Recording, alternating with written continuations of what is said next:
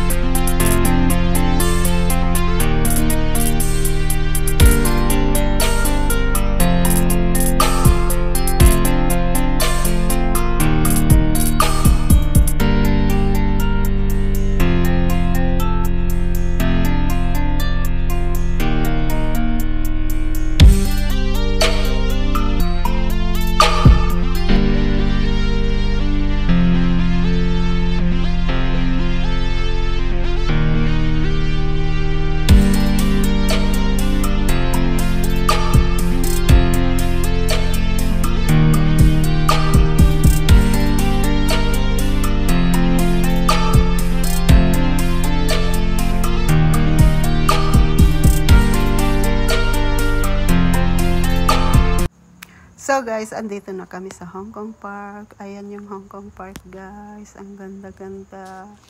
Sobrang ganda. Nung nakatira ako dito sa Hong Kong guys, lagi akong pumupunta dito sa Hong Kong Park. Ang lalaki ng mga turtles. Sobrang dami ng turtles dyan. Saka yung mga fish. Hindi ko lang nakuhanan guys. Kasi nakatayo yung camera ko. So parang hindi pang YouTube yung pinagkunan ko guys. So, ganyan siya.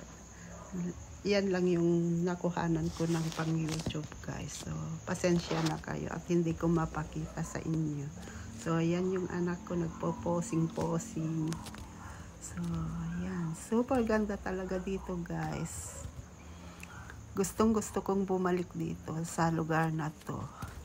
Kaya pag may pera ulit kami, pupunta ulit kami. Plan naming mag-iina na pupunta this next year. 4 kami ng anak ko, kaya lang nawala na yung bunso namin. So, ayan guys, pauwi na kami.